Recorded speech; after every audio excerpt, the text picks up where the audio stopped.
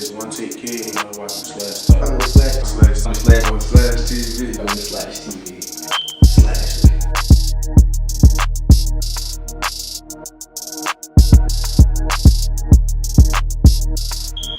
Alright, you watching Slash TV, episode number 6. I'm here with Rome. Dawn, locked in. So, Rome, one of the reasons I wanted to sit down with you is because I respect you as a young entrepreneur, businessman. Talk to me about your upbringing. Was it anything in your upbringing that influenced you to get into your own business?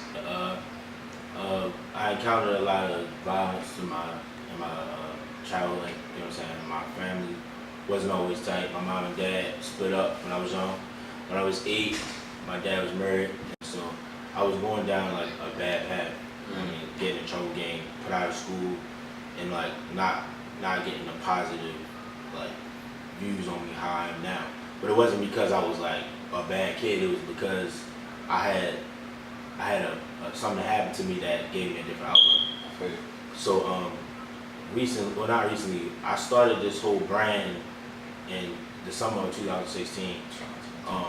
Because like I said, when I lost my dad, my mom kind of like backed me away from a lot of other people because she wanted to protect me. She grew up protective, so it was just more like I only stayed to my side of the family, which was like more so her side. So I was never around my dad's side of the family a lot, except for maybe like my uncle. You know what I'm saying? But going through that, I had to grow up. When I started to grow, I started to go around my other family more because I wanted to see them and see what they had to say about my dad, and you know what I mean, just to get that vibe. So I linked up with my cousin who did music. You know, he did singing and dancing, rapping, and so I used my talents as a musician because I've been doing music since the 3rd grade, since I was in 3rd grade, and I always like took an interest into it. So I used that talent. We used that talent to combine, and we started to make music, putting it out on different platforms. And then we just decided that we should just make something out of it and not just let it go to waste. So we named the brand Humble Beast Movement, which inspires youth to be humble, but be great at what you do. Like, you can have a way to be great at what you do, but you don't gotta brag about it. You know what I'm saying? Like, let other people speak for you because that holds more weight. You know what I'm saying? So I used that, and it started to grow more. More people started to pay attention to us, but I wanted more out of it. Like, I didn't want it to just be just music. I wanted to, like I said, inspire others and more people. So I kind of opened it up to a variety of things, so that you can join the brand and still have your outlook on it. So that's a good point that you made about it being a brand. It's not just one avenue. It's different things. Talk to me about the list of things that you're into, because I know you stated music. You got the clothing brand. Give me a list of like different things that you're into. Yeah, like you said, the music. I'm a music producer, music engineer. Just opened 2 new studios and looking to expand more. And so I do artist management, artist consulting, basically trying to, because I learned about the music business. My family was into it, so and I got a mentor who was signed to a major record label, so I'm learning a lot through that. So I'm starting to, open that avenue up as well on the brand. And the clothing line, we recently launched that this summer,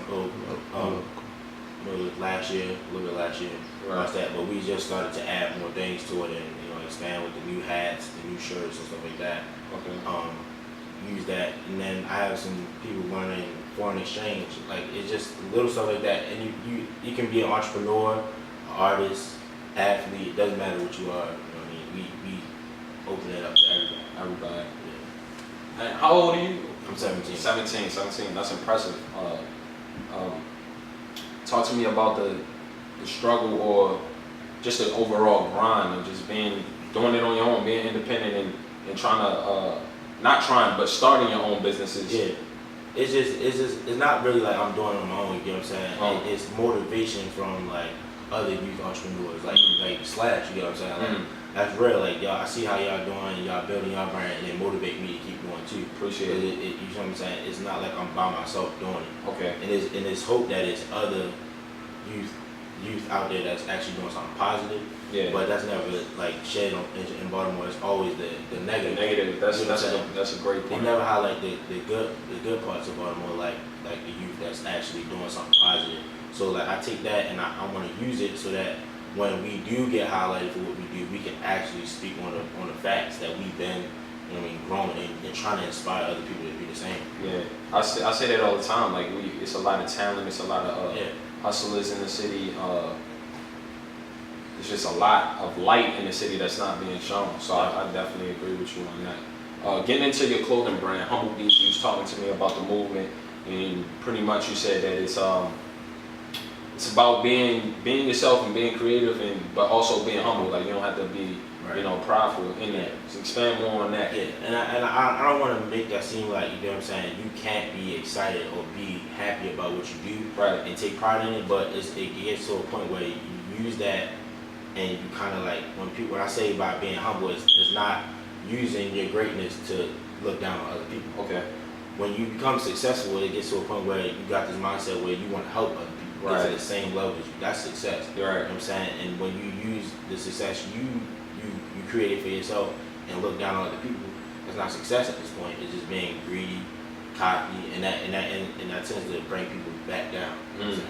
Right. So I want to use my brand to inspire people that you can be great at what you do, but be humble and let other people do the talking for you. For you. You remind me. I feel like we speak the same language when it comes to the business and stuff like that. And for me, I can say honestly that money is probably one of the last things as far as motivation wise.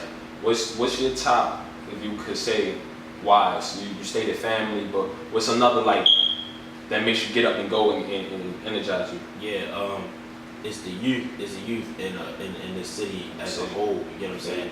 And that's because the city, like you said, it has so much talent, but it goes to waste because they don't have, like, youth don't have the opportunities because it starts with the youth. You know what I'm saying? So when you start people off young and get them motivated into what they like to do, and they can actually use that for like positivity, it gives you a different look. So they can actually use it for something good and let them make money in a positive way. Right. So like, I don't have a problem with people being motivated about money. And I'd rather them do it in a positive way, though. Right, you know what I'm saying? right. So I just use that as my motivation. Like, Joni Hollifield is my mentor. Okay. Me and Kawan, One Take It. Yeah. Shout out One Take. Yeah, shout out One Take's my man. But she our mentor. She showed us that, you know what I mean, it's more to just the money. Yeah. You know what I'm saying? She takes her time with us and actually connects to us before she even touches it. You know what I'm saying? So that's what inspires me the most. Yeah, that's dope, because I know for me, like, if it wasn't for my mother just telling me and believing in me, and making me believe in myself, like, and pushing me, like, I wouldn't be here at all. So just having people look over and mentors, that's definitely that's what we need in this community. Yeah, for sure. And I definitely want to shout out to my mom, because she could have gave up on me when I was showing off, but she never did. She was one of the first people to actually buy my clothing and support my business before anybody else. Moms be the biggest supporters. Got every shirt in her closet. Yeah. Same with my mom. Yeah. That's a fact. Another thing, man, that's interesting about you, you're a stock investor. That's something that I admire, for real, because that's something that I always wanted to get into, just never jumped into. What's an advice for somebody like myself who want to jump into it? Like, what would you say? My biggest advice is basically take your time. There's no rush. You know what I'm saying?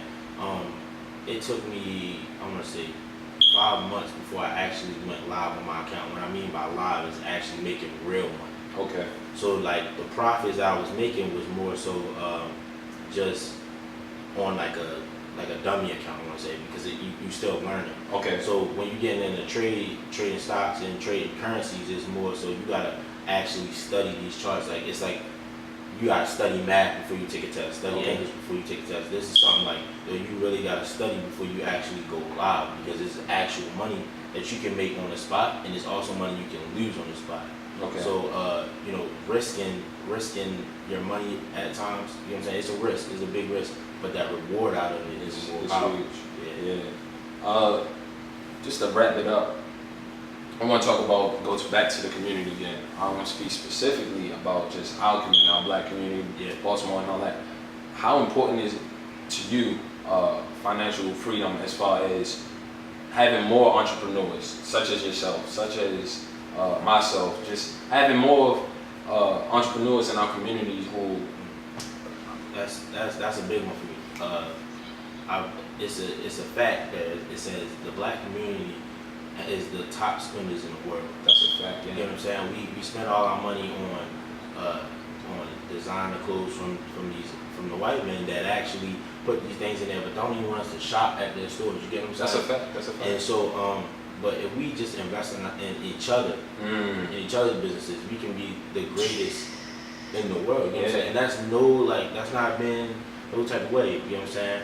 Like, I love everybody, like always, everybody. Yeah. It's not about, you feel me, this or that, but at the same time, we gotta take care of our own first. And we have to uplift our own first. So, where can they find you on social media, follow your brand and your movements as far as music and all that? Yeah, you can follow me on Instagram, on my personal page at Flight Rome. That's FLIGHT.TO.R0ME. That's a lot. My clothing page is HBM Apparel. And you can follow us on our website. You can go to our website at www.hbmapparel.com. Appreciate you coming through, man. Talking to you, man. We definitely gonna be doing a lot of things behind the scenes, man. For sure. You want to see a lot of Humble Beast and Slash together, man. We're gonna be working, man. Appreciate you. This Slash TV.